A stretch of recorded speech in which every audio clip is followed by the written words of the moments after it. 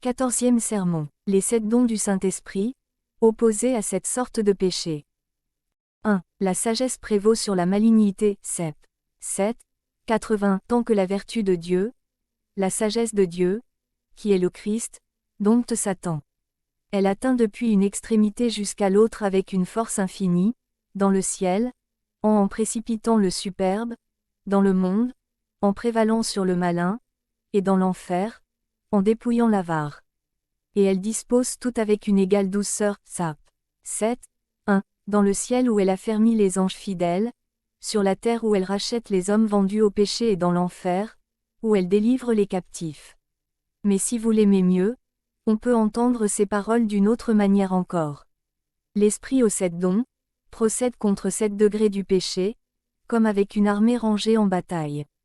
Et d'abord, contre la négligence s'élève la crainte qui frappe l'âme, agite la conscience, la tire de son sommeil de mort, et la remplit de sollicitude, car « celui qui craint Dieu ne néglige rien » Ecclésiastique 7, 19, il tremble dans tout ce qu'il fait. 2. D'ailleurs, pour que la lutte soit plus terrible, les mailles de la cuirasse se resserrent, comme on dit, car en même temps que le cœur de l'homme se néglige lui-même, il s'occupe avec curiosité des autres.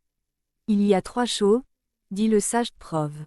27, 15, qui font de la maison un désert, ce sont la fumée, la pluie et une femme acariâtre. Or, comment le néglige pourrait-il s'en garder? Celui qui se néglige, n'a pas soin de chasser la fumée, de corriger sa femme, et de réparer le toit de sa maison. Les péchés, que ni le goût de la miséricorde, ni les ruisseaux de larmes n'éteignent pas, répandent de la fumée, une fumée très épaisse et insupportable. La volonté tourne au mal et devient tous les jours pire, à force de négligence, et le courroux du céleste juge tombe goutte à goutte dans l'âme, par les fentes de la charité qui seule peut couvrir une multitude de péchés.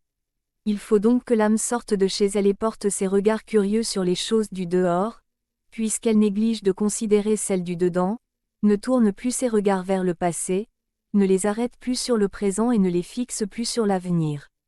Évidemment, la piété est l'ennemi naturel de la curiosité, et elle fait rentrer en elle-même l'âme que la curiosité en a fait sortir. Or, la piété, c'est le culte de Dieu, et c'est dans le cœur qu'on honore celui qu'on sait avoir établi son séjour dans le cœur. Quant à la curiosité, elle enfante l'expérience du mal, en sorte que l'âme qui se répand aisément au dehors, se heurte, tombe facilement dans les pièges qui lui sont tendus, et trouve sans peine des choses qui lui plaisent pour son malheur. On ne peut douter que l'esprit de science n'aille contre l'expérience du mal, car c'est lui qui nous apprend à choisir le bien et à repousser le mal, et nous instruit de ce qu'il est dangereux ou utile d'expérimenter. 3. Or, il y a bien des hommes chez qui l'expérience semble se changer en concupiscence, comme on peut en voir un exemple dans Dina, fille de Jacob, Genèse 34, 1. Sortie d'abord pour regarder les femmes étrangères, elle se vit enlevée et violée par Hémor, fils de Sichem.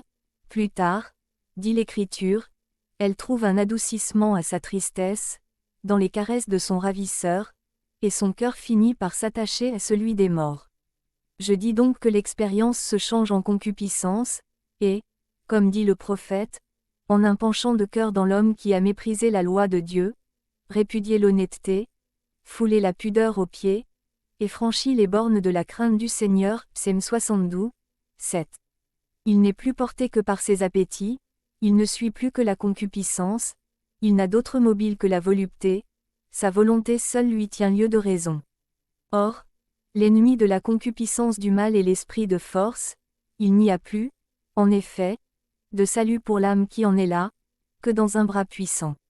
Que l'homme se condamnât au jeûne, qu'il mate sa chair sous le fouet, et la réduise en servitude, s'il ne veut pas que de la racine de la couleuvre ne lui naisse un petit roi, c'est-à-dire, s'il ne veut pas que la concupiscence n'enfante une habitude. Que n'ignorons-nous tous comment la malheureuse et vraiment misérable nature humaine se trouve antérieure au mal par la seule habitude, sans y être portée par les ardeurs de la concupiscence, ou par la violence du désir. C'est que, quiconque fait le péché, devient esclave du péché, Jean 8, 35, esclave du diable même qu'il suit dans toutes les voies mauvaises où il l'attire, il est évidemment son esclave, et n'agit qu'à sa volonté. 4. Or, c'est l'habitude qui est sa chaîne aussi pesante que funeste, mais c'est une chaîne qui est plus facile de délier que de rompre, car on peut lui appliquer le proverbe « Industrie fait plus que violence ». De même qu'on repousse la force par la force, et que l'ardeur des désirs est éteinte par la ferveur de l'esprit, on déjoue la ruse du malin par la rue, et, à l'habitude on oppose le conseil. En lieu de cela, si vous avez recours à la violence, et si vous espérez triompher de l'habitude par la mortification de la chair, il est bien à craindre que ce ne soit peine perdue de le tenter, et que le corps lui-même ne fasse défaut, avant que la concupiscence cède, une fois enracinée dans l'âme, d'autant plus que l'habitude est comme une seconde nature. C'est donc une nécessité de recourir au conseil, mais à celui qui nous est donné par l'ange même du grand conseil, ou par un homme spirituel qui connaisse les pensées de Satan et les remèdes de l'esprit. Il faut nous éloigner des occasions du péché et en fuir les moyens.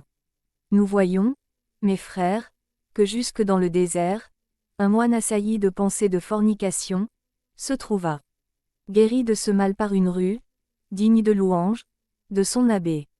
En effet, ce dernier, ayant pris un autre religieux à part, lui ordonna de poursuivre de ses injures celui qui était tenté par le démon de la chair, et de revenir se plaindre à lui, comme s'il avait été lui-même attaqué en parole le premier.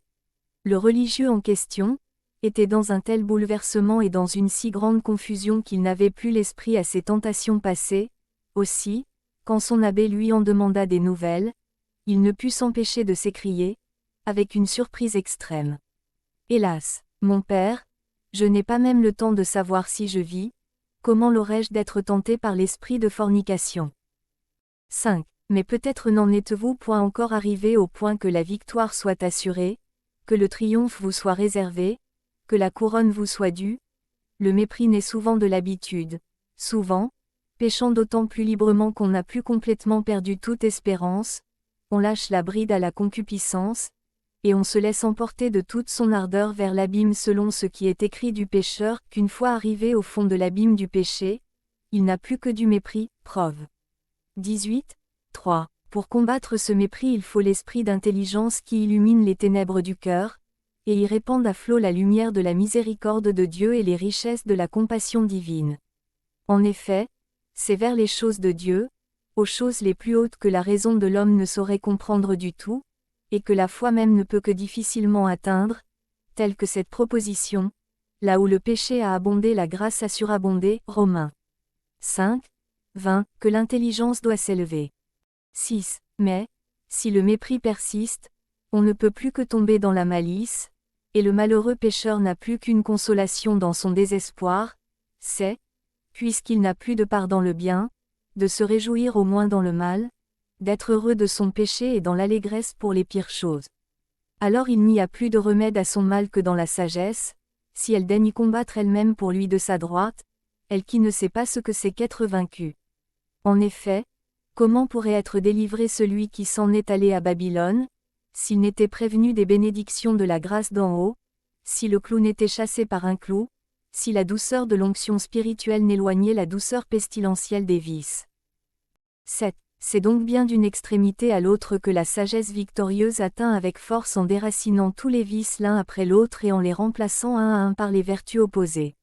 Ainsi, la négligence cède la place à la crainte qui remplit l'esprit, la curiosité se retire devant la piété qui lui succède, l'expérience du mal est mise en fuite par la science qui la remplace. La force l'emporte sur la concupiscence, le conseil rompt l'habitude dans sa racine, l'intelligence, par sa vigueur, écarte le mépris, et, quand toute malice a disparu la sagesse règne à sa place. À peine triomphe-t-elle que la crainte réveille, la piété flatte doucement, la science, en rappelant ce qui s'est fait, attriste, la force, selon sa propre vertu, relève, le conseil délie, l'intelligence fait sortir de sa prison, la sagesse reçoit à sa table, rassasie et répare par des aliments salutaires, cette pauvre âme que la négligence avait endormie d'un sommeil pernicieux, que la curiosité avait animée d'une activité mauvaise, que l'expérience du mal avait attirée, dont la concupiscence s'était rendue maîtresse, que l'habitude avait chargé de faire, que le mépris avait plongé au fond de l'abîme, et que la malice avait égorgé.